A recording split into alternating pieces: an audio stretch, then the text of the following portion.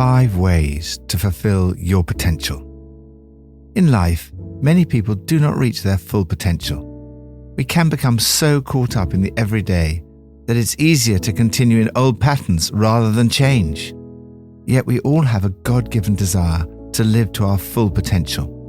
Perhaps you remember this celebrated biography: Solomon Grundy, born on a Monday, christened on Tuesday, married on Wednesday, took ill on Thursday, grew worse on Friday, died on Saturday, buried on Sunday. That was the end of Solomon Grundy. For some people, that just about sums up their life, and yet all of us feel deep down, there must be more to life than that. Jesus says in effect, yes, there is. The potential for every human being is great. Jesus wants you to live a highly productive life. He wants you to produce a crop 100, 60, or 30 times what was sown. The minimum is a 30 times multiplication. The key to that potential lies in your relationship with Jesus, a relationship that can be as close as that of a brother or sister or mother. You can live a life of real purpose that can make a difference to the world because of what you receive from Him. Your potential is not about being driven by ambition or success. It's about recognizing who you are in God. As you seek Him and live your life according to His purposes, you will bear much fruit. The more you begin to fulfill your God-given potential, the more He entrusts to you. He wants you to live a life of abundance. The potential for Israel was very great. God intended that Israel would not only be blessed, but also be a blessing to other nations. You have the potential to live a life of even greater blessing than those you read about in the Old Testament. Jesus says, "Blessed are your eyes because they see, and your ears because they hear.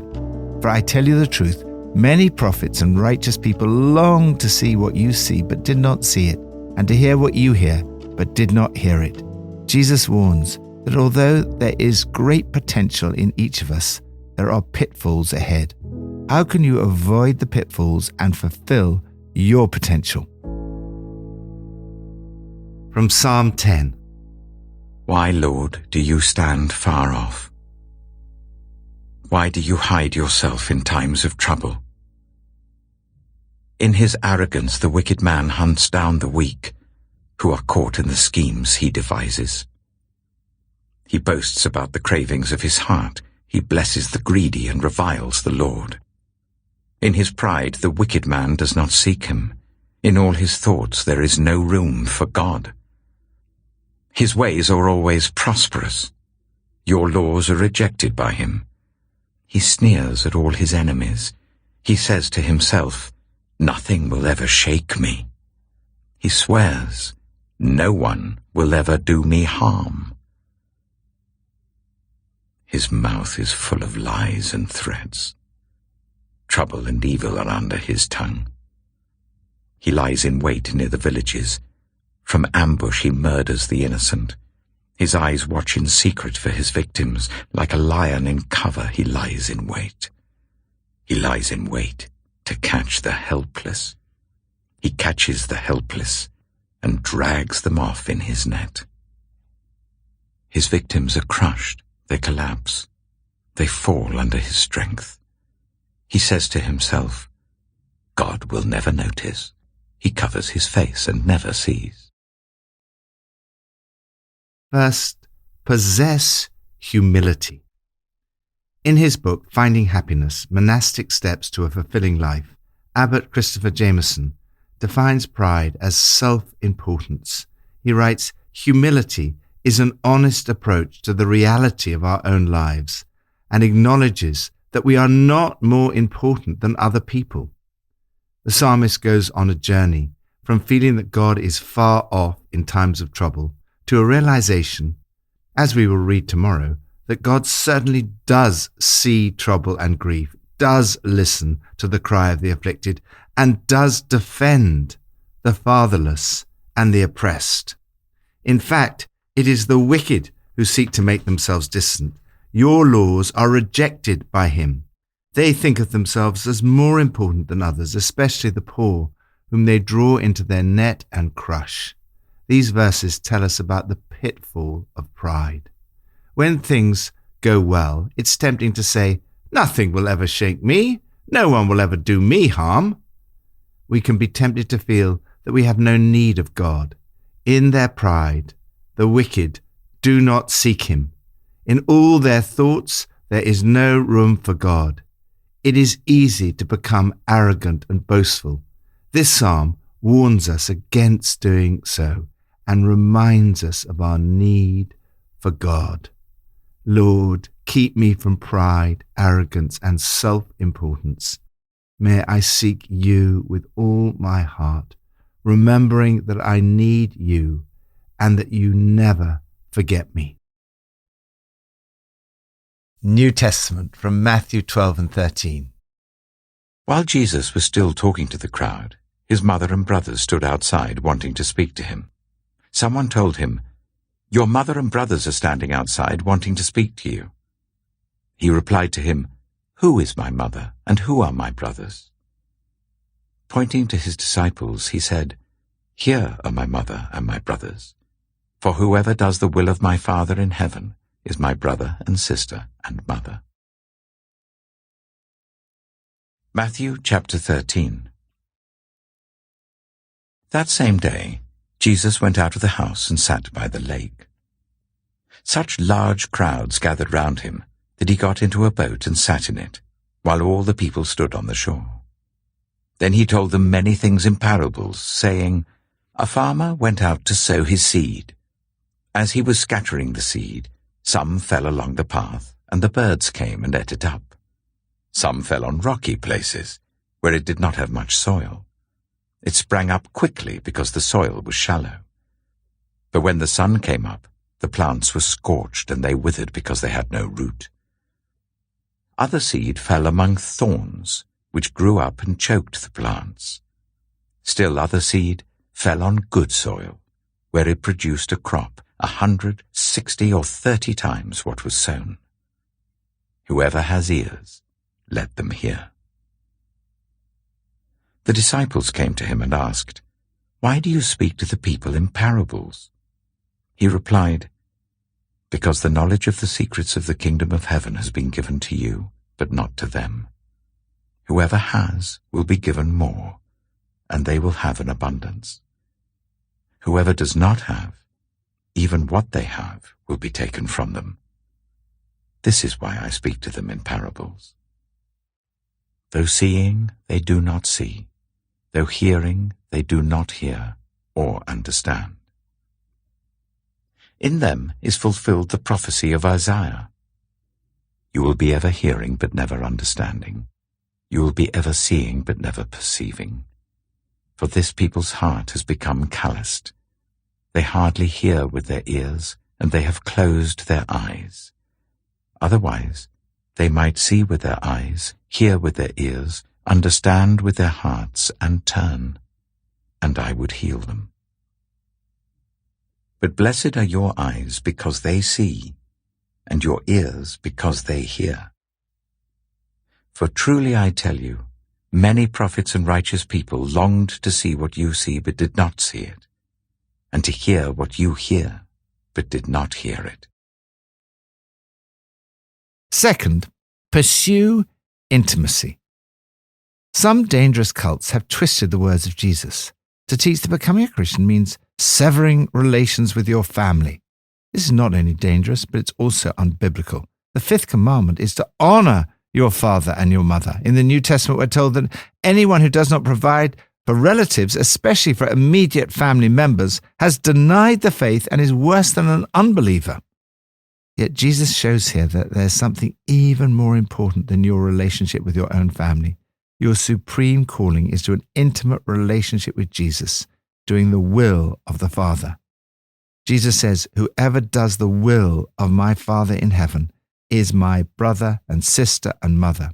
His words speak of intimacy, permanence, and acceptance, a relationship at the deepest possible level.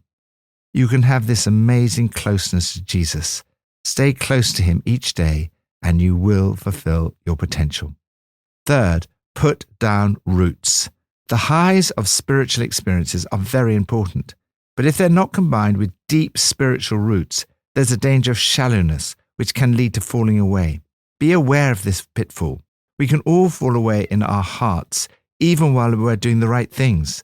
Jesus talks about the seed that falls on shallow ground.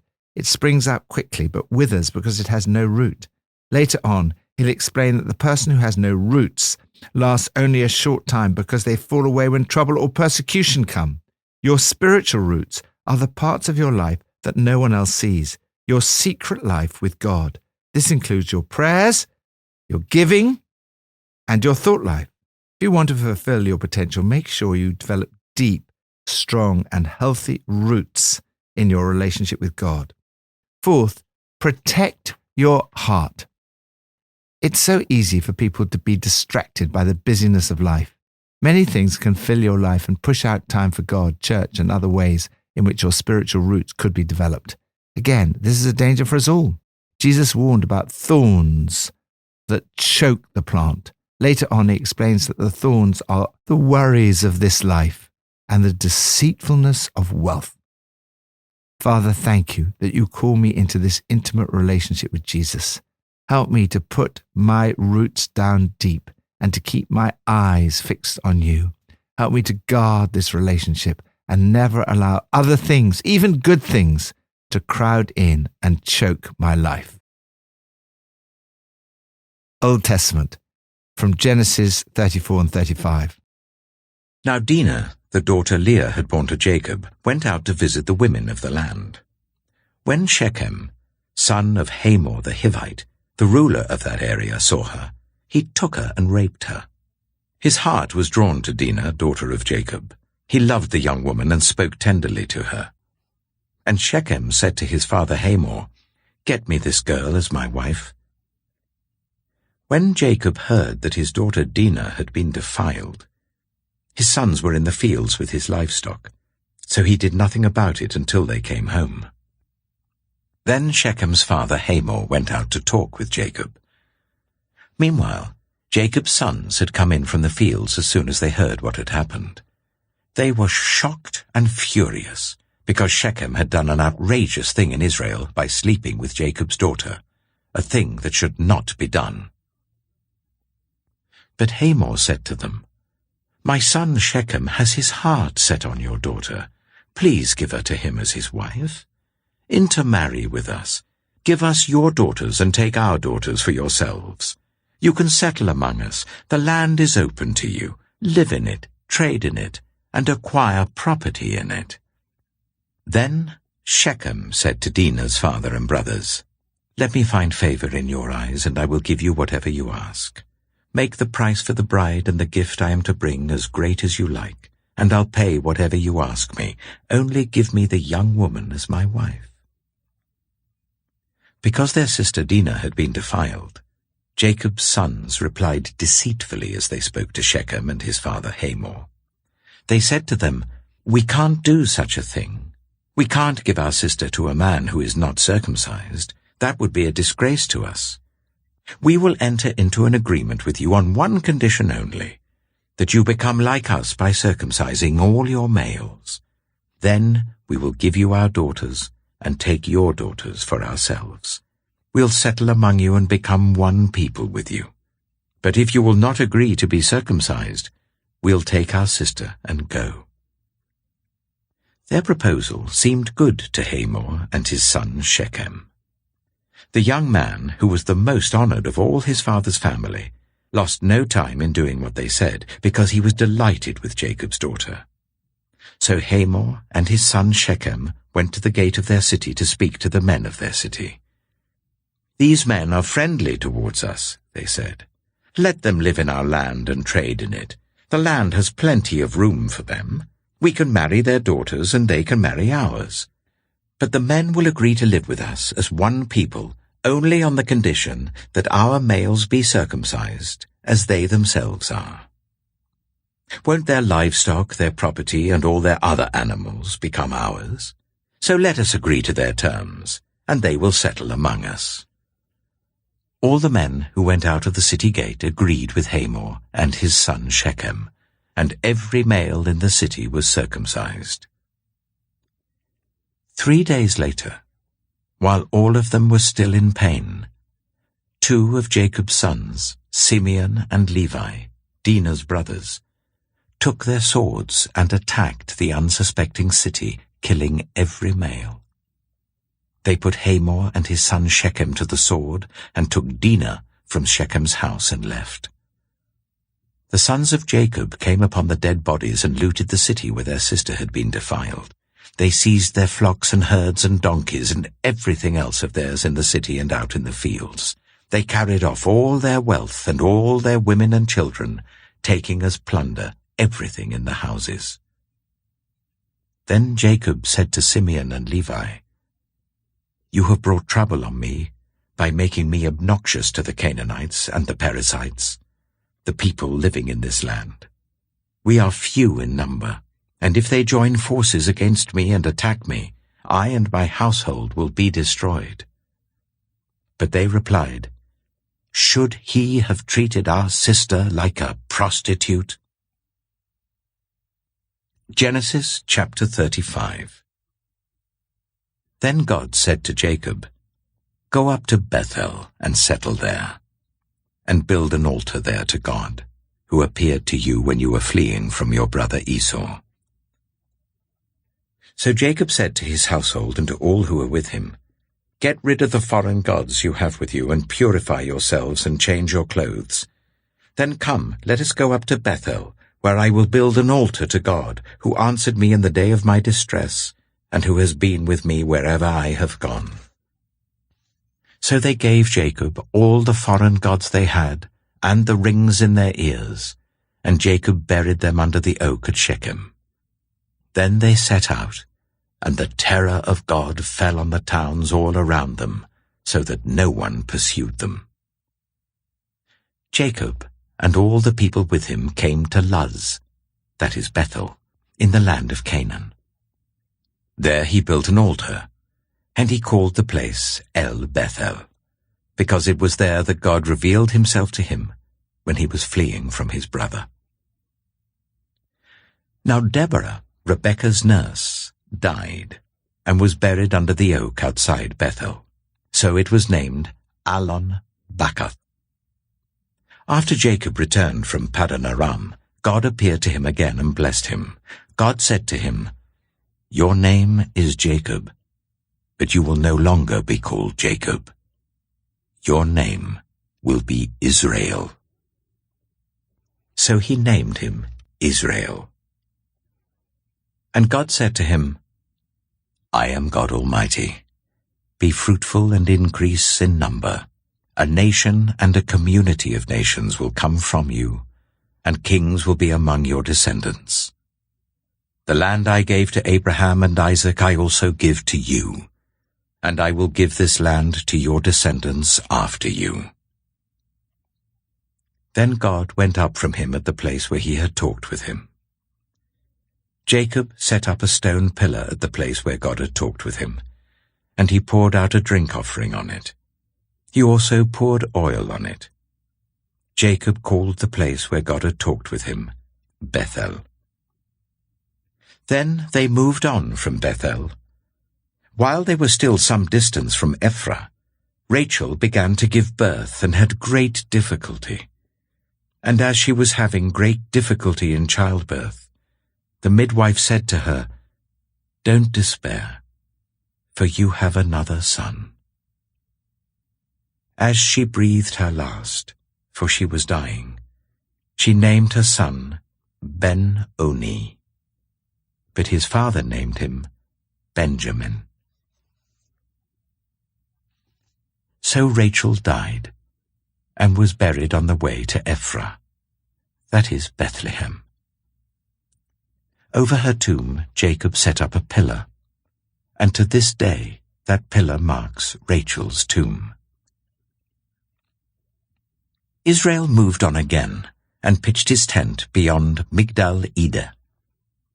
While Israel was living in that region, Reuben went in and slept with his father's concubine Bilhah, and Israel heard of it. Jacob had 12 sons. The sons of Leah: Reuben, the firstborn of Jacob, Simeon, Levi, Judah, Issachar, and Zebulun. The sons of Rachel: Joseph and Benjamin. The sons of Rachel's servant Bilhah: Dan and Naphtali. The sons of Leah's servant Zilpah: Gad and Asher. These were the sons of Jacob who were born to him in Paddan Aram. Jacob came home to his father Isaac in Mamre, near Kiriath Arba, that is Hebron, where Abraham and Isaac had stayed. Isaac lived 180 years. Then he breathed his last and died, and was gathered to his people, old and full of years. And his sons Esau and Jacob buried him. Fifth way to fulfill your potential: purify yourself. In this passage, we read a warning of the danger of escalating revenge. One terrible crime, the rape of Dinah, led to another. The retribution was not proportionate. The people of God attacked the unsuspecting city, killing every male. They carried off all their women and children. The result was a disaster. Jacob says, "You have brought trouble on me by making me a stench to the people living in this land. We're few in number, and if they join forces against me and attack me, I and my household will be destroyed." The actions of Simeon and Levi are roundly condemned for their violence, ferocity, and cruelty. Revenge was not just a pitfall for Simeon and Levi, it's a temptation for all of us. When I'm offended, I want revenge. In the Old Testament, retribution was limited by proportionality: life for life, eye for eye, tooth for tooth, and so on. Jesus sets, and by his death and resurrection makes possible, an even higher standard in your relationships today. Forgive and love your enemies. Joyce Meyer, who often speaks of the terrible abuse she suffered as a child, writes, "Have you, like Dinah, ever been an innocent victim? I can assure you that even in the worst circumstances, God gives us grace to forgive so that we can go on with our lives." Jacob said to his household, "Get rid of the foreign gods you have with you and purify yourselves." God appeared to Jacob, renamed Israel, and said, "I am God Almighty. Be fruitful and increase in number. A nation and a community of nations will come from you." The potential is great. As Rick Warren says, in ministry, private purity is the source of public power. This is true for all of us, whether we're operating in the family, the workplace, the community, or the church. If we want to have a powerful impact for Christ in the world, we need to be people of purity. Lord, thank you that the potential for my life is vast. May I produce a crop 30, 60, or even 100 times what was sown. Pippa adds, "Why do you hide yourself in times of trouble?" cries the psalmist. God often seems distant and not there when difficult things happen. Yet in Genesis 35:3, Jacob says, "God who answered me in the day of my distress and who has been with me wherever I have gone." Although sometimes we feel he's not there, he is. God has been with us wherever we've been.